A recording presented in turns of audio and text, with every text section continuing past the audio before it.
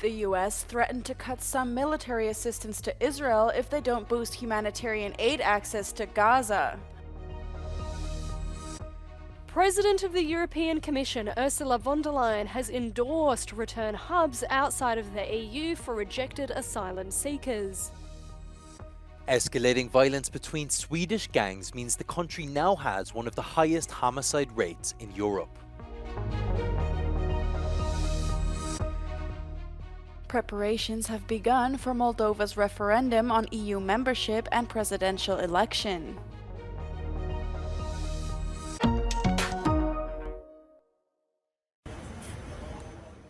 The US threatened to cut some military assistance to Israel if they do not boost humanitarian aid access to Gaza within 30 days. In the letter signed by both the US Secretary of State and Defense Secretary, the Biden administration said it had deep concern about the deteriorating humanitarian situation in the region. According to the letter, Israel denied or impeded nearly 90% of the humanitarian aid being transported within Gaza last month. It also stated that evacuation orders have forced almost 2 million people into a narrow strip where they are at high risk of lethal contagion. Criticism of Israel has become more widespread within global politics as the war between Israel and Hamas drags on, even more so after the ground invasion of Lebanon. Fighting shows no signs of letting up, with Hezbollah's acting leader declaring the group is focused on hurting Israel and driving them out of the country. Russian attacks on Ukraine's south in recent days have killed at least 3 civilians and wounded dozens more. At least 1 person died and 23 were injured after Russian troops launched rockets at the Ukrainian city of Mykolaiv on Tuesday. A large fire broke out at a market because of heavy shelling, with damage recorded at an industrial facility, a residential building, and a retail and hospitality business. Further south, Russian attacks on the Ukrainian city of Kherson killed 2, according to local military officials. Russian forces struck Ukrainian troops and facilities in over 100 areas in 24 hours, resulting in the deaths of at least 500 Ukrainian soldiers, Russian news agency TASS reported on Tuesday. Mohammed bin Salman, the de facto leader of Saudi Arabia, is in Brussels to join his EU and Gulf counterparts for the first ever EU-Gulf cooperation summit, Euronews can confirm. Glowing global insecurity, the expansion of wars in the Middle East and Ukraine, trade and renewed efforts for a two-state solution are all on the agenda. Jassim al-Boudawi is Secretary General of the Gulf Cooperation Council.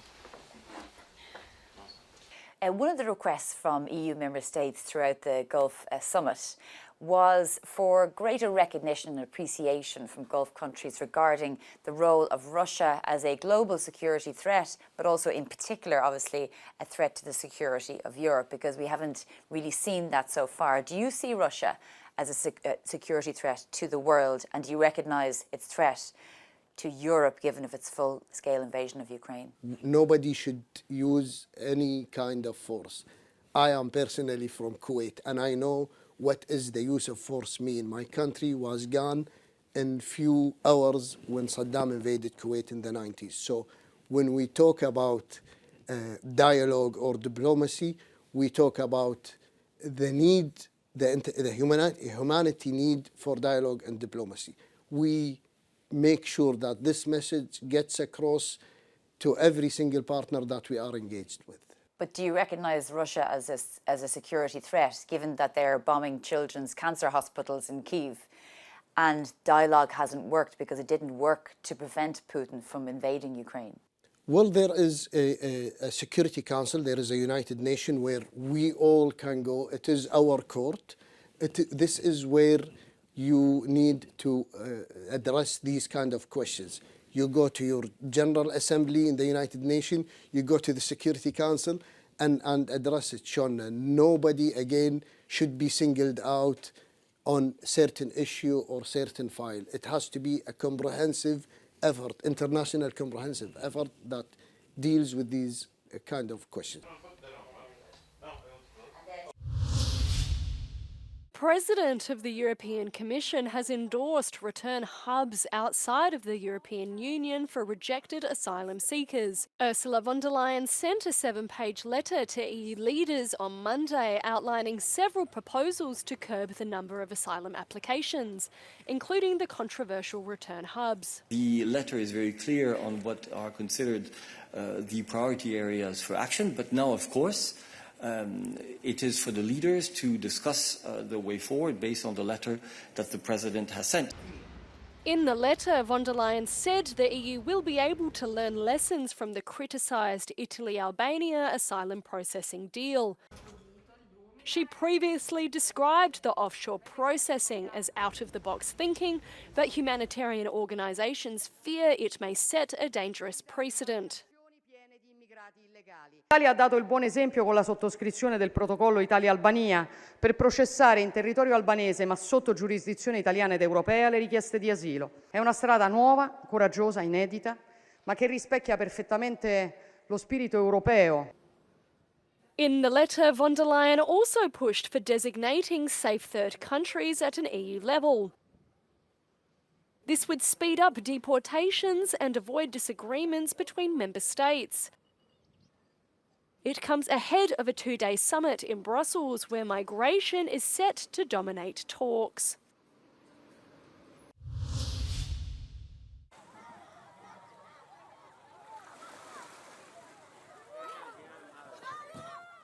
Member states seem to be further tightening their migration policies. The subject is high on the agenda of the European Council. In a letter to capitals, Ursula von der Leyen proposed to speed up returns and open detention centres in third countries. The Commission President is thus in line with the request of 15 member states to transfer asylum seekers to safe third countries. 17 countries also called for an accelerated expulsion of foreign nationals whose asylum application is rejected. With the return hubs, there's a key question is whether the EU member states will find willing partners in order to establish those return hubs, and more than that, also to figure out ways to get countries of origin and transit to comply in terms of readmission. In France, the new interior minister, who has made immigration his priority, wants to regularize undocumented migrants, but in small numbers and gradually. In Poland, Donald Tusk is considering temporarily and partially suspending the right of asylum to combat illegal immigration. Russia and Belarus are accused of orchestrating the influx of migrants using the Polish border to destabilize the EU as a hybrid attack. Warsaw believes migrants are weaponized in this way. On the other hand, fundamental EU values are at stake. But then when it comes to justice, home affairs, migration, this is extremely problematic. The right to asylum is a fundamental right that cannot be suspended even in times of politically declared crisis. It is protected under EU law, under international law, but also by the Polish constitution, which shows that this is not a migration issue alone, but it's a broader rule of law issue. While Hungary or Italy have been marginalized in the past for their hardline migration policies, rest of the member states now also seem to be converging in this direction.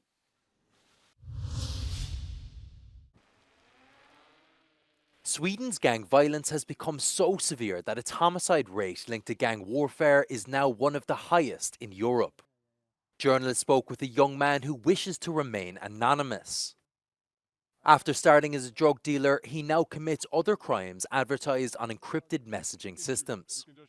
Till exempel Malmö, att spränga port 30 000, sen här döda 800 000 i Malmö, Stockholm 500, Norrköping 500.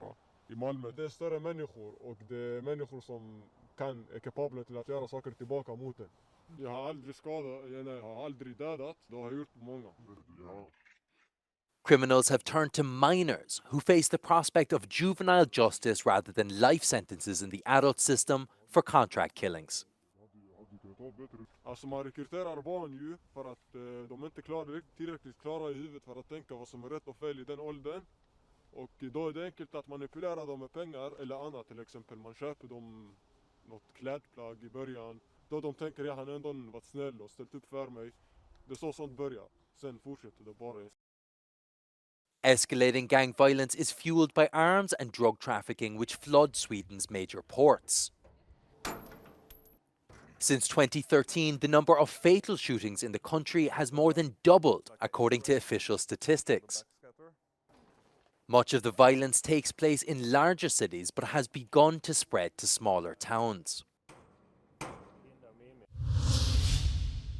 11 candidați. Moldovans will vote twice on Sunday, first in the country's presidential election and then in a long-anticipated referendum on EU membership. Around 5.6 million ballots were printed on Tuesday for the election and referendum. For the first time, they will not only be available in Romanian, but also in 5 languages of ethnic minorities: Russian, Ukrainian, Gagauz, Bulgarian, and Romani. The outcome of the referendum will determine whether EU accession will be a constitutional goal. A yes could lead to further tensions between the pro-Western leadership and the Moscow-leaning breakaway region of Transnistria in the country's east, where pro-Russian separatists rule. Incumbent President Maia Sandu, a vocal supporter of Moldova's EU membership, is leading the presidential race according to recent polls, as well as a yes outcome in the referendum.